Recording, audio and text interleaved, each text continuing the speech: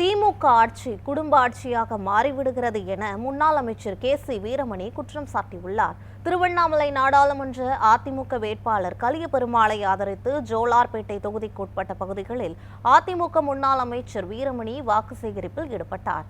அப்போது பேசிய அவர், திமுக ஆட்சி குடும்ப ஆட்சியாக மாறி வருகிறது என சாடினார். திமுக பொறுப்பில் இருந்தவர்கள் தற்போது சிறையில் இருந்து வருவதாகவும் கூறியுள்ளார். கஞ்சா, மது விற்பனை போன்ற சமூக விரோத செயல்களில் திமுகவினர் ஈடுபட்டு வருவதாக கூறிய அவர், இனி வரும் காலங்களில் இரட்டை இலை சின்னத்திற்கு வாக்களிக்குமாறு மக்களிடையே கேட்டுக்கொண்டார். ஒரு குடும்ப அரசியல் நடந்திருக்குது, ஒரு குடும்ப ஆட்சி நடக்குது. இந்த குடும்பத்திற்குடைய எதிர்காலத்துக்கு திட்டங்களை தீட்டுறாங்க. எதையும் மக்களை பத்தி சிந்திக்கல. சொன்னார் பாருங்க, ஜான் சொல்றாரு பாரு, கஞ்சா விற்கிறாங்க. எங்க பாரு கஞ்சா கிடைக்குது? பள்ளிக்கூடம் கிட்ட பசங்க மத்தியில கிடைக்குது. காவல்துறையில போய் பிடிக்கிறாங்க.